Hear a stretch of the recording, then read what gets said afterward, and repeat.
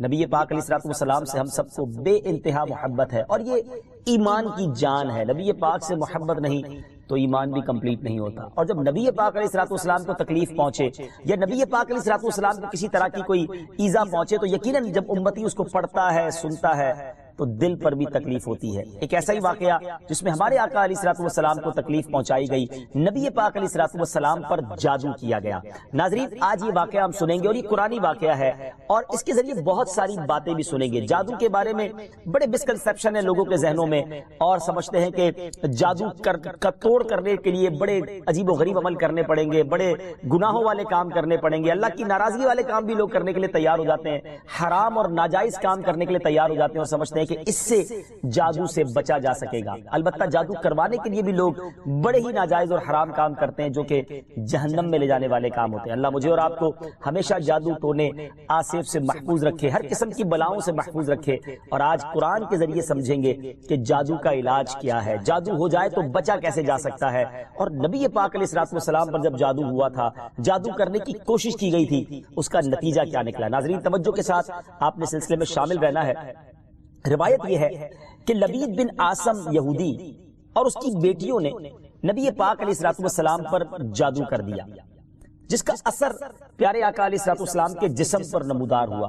طبیعت شریف جو ہے وہ کچھ ناساز ہونے لگی، آپ کے قلب، آپ کی عقل مبارک اور آپ کے اعتقادات پر کوئی اثر نہ ہوا، صحت مبارک پر تھوڑا سا اثر ہوا۔ چند روز بعد حضرت جبریل امین بارگاہ رسالت میں حاضر ہوئے اور عرض کی، یا رسول اللہ صلی اللہ تعالی وسلم، ایک یہودی نے آپ صلی اللہ تعالی وسلم پر جادو کر دیا ہے، اور جادو کا جو سامان ہے وہ فلاں کنویں میں ایک پتھر کے نیچے دبا ہوا ہے۔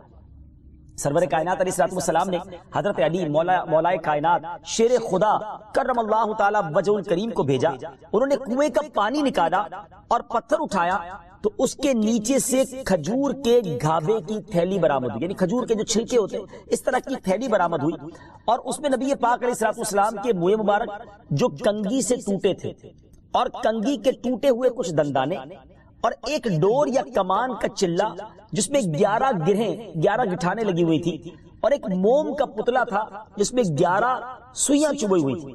یہ سب سامان پتھر کے نیچے سے نکلا، اور یہ مولا علی کرم اللہ تعالی وجہ الکریم یہ سارا سامان لے کر نبی پاک علیہ الصلوۃ والسلام کی بارگاہ میں آ گیا۔ اس کے بعد سبحان اللہ، اب اس کا توڑ کیسے آیا، اس کا علاج کیسے ہوا، اس کا حل کیا نکلا؟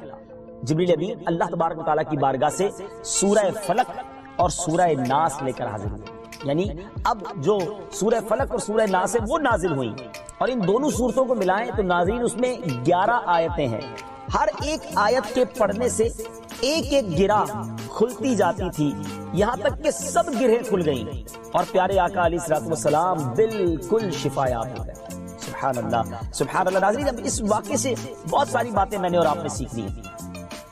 پہلی بات یہ ہے کہ یہ بخاری شریف میں ہے کہ پیارے آقا علیہ الصلوۃ والسلام جب بستر شریف پر تشریف لاتے تو اپنے دونوں ہاتھوں پر دم کرتے، اور اپنے سر سے پاؤں تک پورے جسم پر اپنے ہاتھوں کو پھرایا کرتے جہاں تک دست مبارک پہنچ سکتے، یہ عمل 3 مرتبہ فرماتے، یعنی نبی پاک علیہ الصلوۃ والسلام ان دونوں صورتوں کا اپنے اوپر بھی دم کیا کرتے۔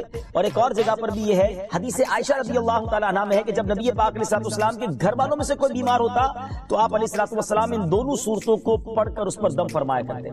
تو یہ نبی پاک کے معمول میں تھا۔ تو آج اگر ہم میں بھی کوئی بیمار ہو جائے، فیملی میں کوئی بیمار ہو جائے، اپنے آپ کو من آفتوں سے بچانا چاہتے ہیں تو اول آخر 3 بار درود پاک پڑھیں، سورہ فلق اور سورہ ناس کی تلاوت کریں، اپنے ہاتھوں پر دم کر کے اپنے جسم پر پھیر لیں، کسی مریض پر دم کر دیں، انشاءاللہ اس کی برکت ملے گی۔ یہاں ایک اور مسئلہ بھی سیکھنے کو ملے گا کہ تعویذات اور عملیات میں جس میں کوئی لفظ کفر و شرک کا نہ ہو وہ جائز ہے۔ اسی طرح گنڈے بنانا اور ان پر گرہیں لگا کر آیات قرآن اور اسماء الہیہ پڑھ کر پھونک مارنا بھی جائز ہے، یعنی تعویذات اگر شرک سے پاک ہیں، اگر کفریہ کلمات سے پاک ہیں تو وہ کرنے میں کوئی حرج نہیں، وظائف کرنے میں کوئی حرج نہیں، یہ قرآن و حدیث سے ثابت ہے اور آپ نے یہ سنا۔ ناظرین، سیکھنے کو کیا مل رہا ہے؟ خلاصہ یہ ہوا کہ سورہ فلق یعنی قل اعوذ برب الفلق اور قل اعوذ برب الناس، یہ دونوں صورتیں جن اور شیاطین نظر بد اور آسیب اور تمام امراض خصوصاً جادو ٹونے کا مجرب علاج ہے۔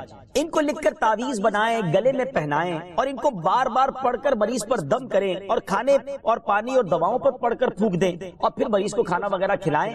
انشاءاللہ عز و جل ہر مرض اور بالخصوص جادو ٹونا دفع ہو جائے گا، مریض شفا یاب ہو جائے گا۔ اسی طرح قرآن مجید کی دوسری تمام صورتوں کی خصوصی خواص ہیں جن کو بہت خوبصورت کتاب جنتی زیور ہے اس میں بھی آپ پڑھ سکتے ہیں ناظرین۔ اسی طرح ہمیں چاہیے کہ قرآن پاک کی تلاوت کرتے رہیں۔ قرآن پاک کی ہر حرف میں شفا ہے، برکتیں ہیں، اور آج خاص طور پہ ہمارے ناظرین کو گویا وظیفہ، قرآنی وظیفہ مل رہا ہے۔ بہت سارے ناظرین یہ گزارش کرتے ہیں کہ ہمیں کوئی وظیفہ بتایا جائے، تو دیکھیں آج تو قرآن کے ذریعے، اور وہ وظیفہ جو نبی پاک کو رب کی طرف سے عطا ہوا، پیارے آقا علیہ الصلوۃ والسلام کو بھی شفا نصیب ہوئی، تو ہمیں ضرور اس کو اپنانا چاہیے۔ ناظرین اس سے پہلے کہ میں مزید اس معاملے میں آگے بڑھوں، میں چاہتا ہوں کہ دونوں صورتوں کی تلاوت اور اس کا ترجمہ پہلے سن لیتے ہیں اور پھر مزید اس بارے میں بات کرتے ہیں کہ اس حیرت انگیز واقعے سے مجھے اور آپ کو مزید کیا سیکھنے کو ملتا ہے۔ پہلے سورہ فلق کی تلاوت ہوگی، سورہ ناس کی تلاوت ہوگی۔ میں یہاں ایک اور بات بھی کہنا چاہوں گا، کچھ لوگ یہ کہتے ہیں جناب ہم وظیفہ کرتے ہیں اثر نہیں ہوتا، برکت نہیں ملتی۔ پہلے یہ چیک کر لیں کہ آپ کے مخارج ٹھیک ہیں، آپ تلاوت صحیح مخارج کے ساتھ کرتے ہیں، تو اب جو تلاوت آپ سنیں گے نا تو اس میں یہ بھی چیک کر لیں کہ آپ کیا اسی طرح کے تلفظ کے ساتھ پڑھتے ہیں، اور اگر مسٹیک کر رہے ہیں تو قرآن پاک صحیح طریقے سے پڑھیے، پھر دیکھیے اس کی کیسی برکتیں ملتی ہیں۔ آئیے سورہ فلق اور سورہ ناس کی تلاوت اور اس کا ترجمہ۔ قل اعوذ برب الفلق من شر ما خلق ومن شر غاسق اذا وقب ومن شر النفاثات في العقد ومن شر حاسد اذا حسد۔ تم فرماؤ میں اس کی پناہ لیتا ہوں جو صبح کا پیدا کرنے والا ہے، اس کی سب مخلوق کے شر سے، اور اندھیری ڈالنے والے کے شر سے جب وہ ڈوبے، اور ان عورتوں کے شر سے جو گروہ میں پھونکتی ہیں، اور حسد والے کے شر سے جب وہ مجھ سے جلے۔ قل اعوذ برب الناس ملک الناس الہ الناس من شر الوسواس الخناس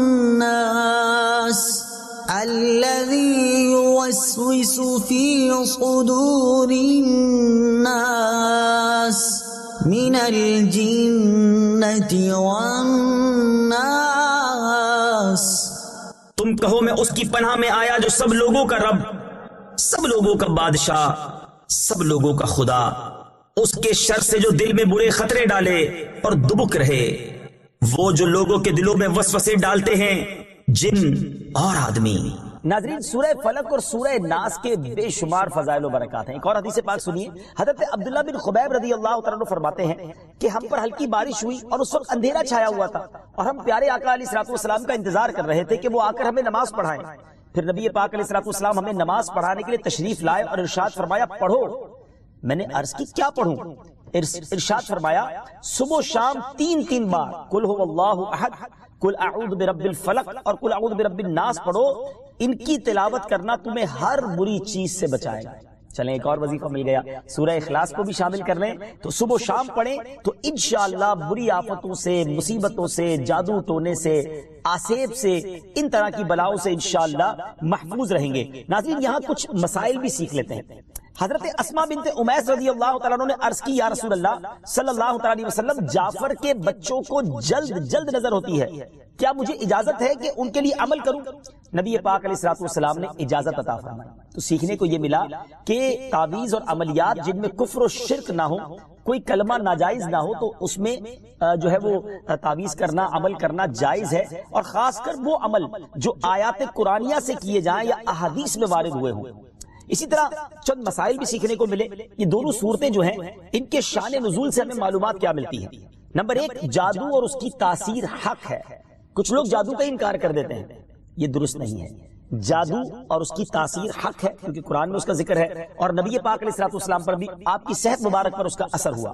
نمبر 2، نبی کے جسم پر جادو کا اثر ہو سکتا ہے، جیسے تلوار، تیر اور نیزے کا بھی اثر ہوتا ہے۔ یہ شان نبوت کے خلاف نہیں ہے۔ ہاں، ایسا اثر نہیں ہو سکتا کہ جس سے نبوت کے متعلقہ امور میں خلل آ جائے۔ حضرت موسیٰ علیہ السلام کے مقابلے میں جادوگر بالآخر اس لیے فیل ہوئے کیونکہ وہاں جادو سے معجزے کا مقابلہ تھا، ورنہ حضرت موسیٰ علیہ السلام کے خیال پر بھی اس جادو نے اثر کیا کہ ان کو خیال ہوا کہ یہ لاٹھیاں رسیاں چل رہی ہیں۔ نبی کریم علیہ السلام کے خیال پر بھی اسی طرح یہی اثر ہوا تھا۔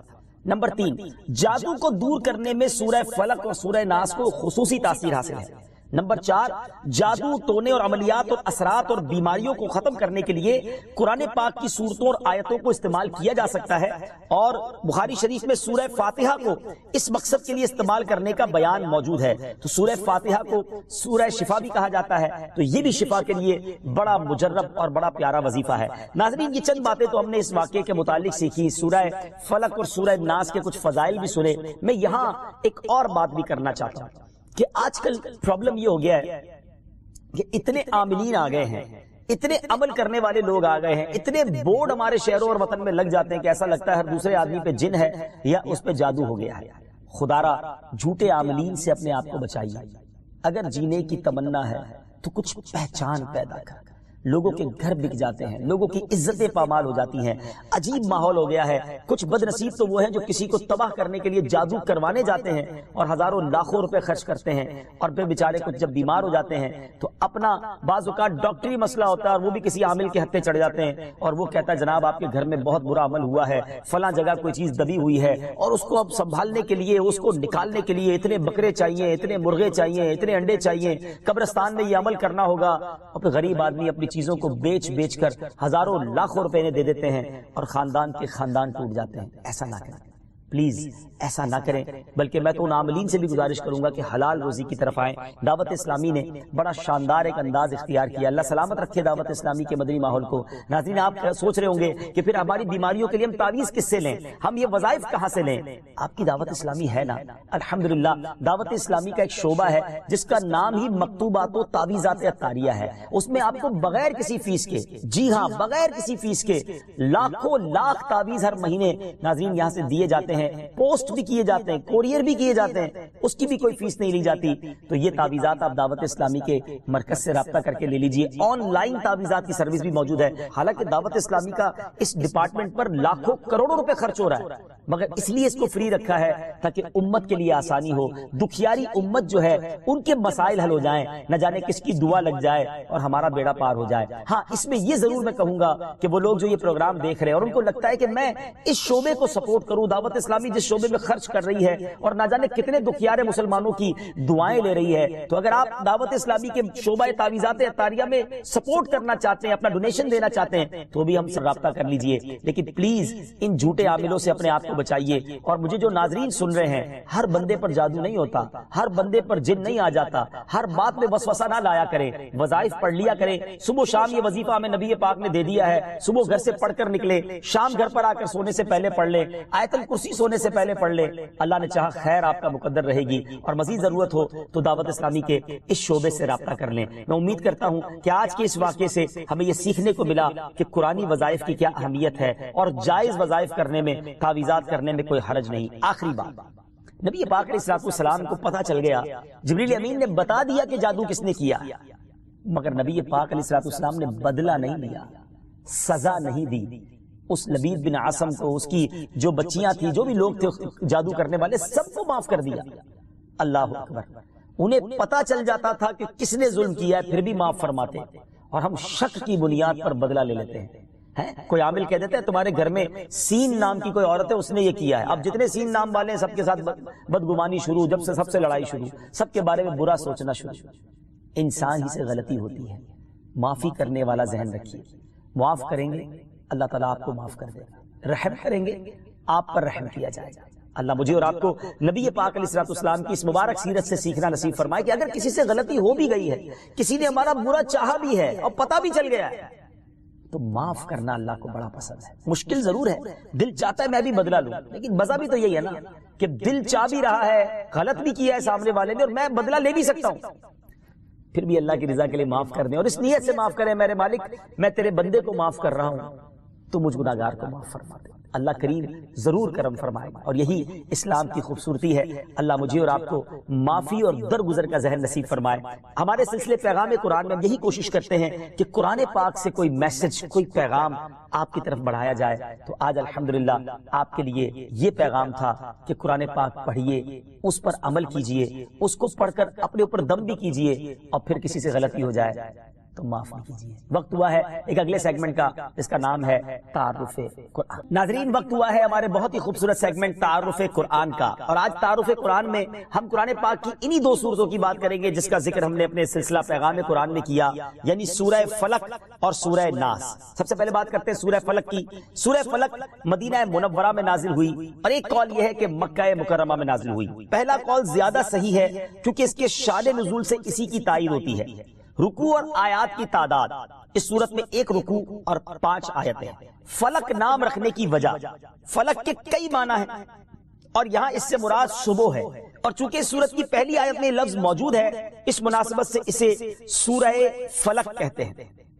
پیارے آقا علیہ الصلوۃ والسلام نے ایک بار اس سورت کے بارے میں ارشاد فرمایا، کیا تم نے نہیں دیکھا کہ آج رات مجھ پر ایسی آیتیں نازل ہوئی ہیں جن کی مثل نہیں دیکھی گئی؟ وہ آیتیں قل اعوذ برب الفلق سورت کے آخر تک، اور قل اعوذ برب الناس سورت کے آخر تک ہے۔ سبحان اللہ۔ تو اس سورت کے بارے میں بڑے فضائل نبی پاک علیہ الصلوۃ والسلام نے ارشاد فرمائے۔ ایک بار حضرت عابس جوہنی رضی اللہ تعالیٰ عنہ سے روایت ہے کہ نبی پاک علیہ الصلوۃ والسلام نے ارشاد فرمایا، میں تمہیں وہ کلمات نہ بتاؤں جو شریر جنات اور نظر بد سے اللہ تعالیٰ کی پناہ طلب کرنے میں سب سے افضل ہے۔ انہوں نے عرض کی، یا رسول اللہ صلی اللہ تعالیٰ علیہ وسلم، کیوں نہیں، آپ ضرور بتائیے۔ ارشاد فرمایا وہ کلمات یہ دونوں صورتیں ہیں، قل اعوذ برب الفلق اور قل اعوذ برب الناس۔ سبحان اللہ، سبحان اللہ۔ اب آئیے سورہ ناس کے بارے میں کچھ سن لیتے ہیں، اس کی فضیلت بھی جان لیتے ہیں۔ سورہ ناس جو ہے ناظرین، یہ قرآن پاک کی ترتیب کے لحاظ سے سب سے آخری سورت ہے۔ اس کا مقام نزول، سورہ ناس زیادہ صحیح قول کے مطابق مدنی ہے۔ اس سورت میں 1 رکوع اور 6 آیتیں ہیں۔ الناس نام رکھنے کی وجہ، عربی میں انسانوں کو الناس کہتے ہیں، اور اس سورت کی پہلی آیت میں لفظ موجود ہے، اس مناسبت سے اسے سورہ الناس کہتے ہیں، یا اسے سورۃ الناس کہتے ہیں۔ سورۃ الناس کے مضامین، اس سورہ مبارکہ میں ان جنات اور انسانوں سے اللہ تعالیٰ کی پناہ مانگنے کی تعلیم دی گئی ہے جو لوگوں کے دلوں میں وسوسے ڈالتے ہیں۔ سورہ فلق کے ساتھ اس کی مناسبت کیا ہے؟ سورۃ الناس کی اپنے سے ماقبل سورت سورہ فلق کے ساتھ مناسبت یہ ہے کہ سورہ فلق میں ظاہری شر سے اللہ تعالیٰ کی پناہ مانگنے کی تعلیم دی گئی تھی، اور اس سورت میں خفیہ شر سے اللہ تعالیٰ کی پناہ مانگنے کی تعلیم دی گئی ہے۔ اللہ تعالیٰ ہمیں ہر طرح کے شر سے محفوظ فرمائے، قرآن پاک پڑھنے، سمجھنے اور اس پر عمل کرنا نصیب فرمائے۔ مدنی چینل دیکھتے رہیے، اگلے سلسلے میں ایک اور پیغام قرآن لے کر حاضر ہوں گے۔ صلو علی الحبیب صلی اللہ تعالی علی محمد صلی اللہ علیہ وسلم۔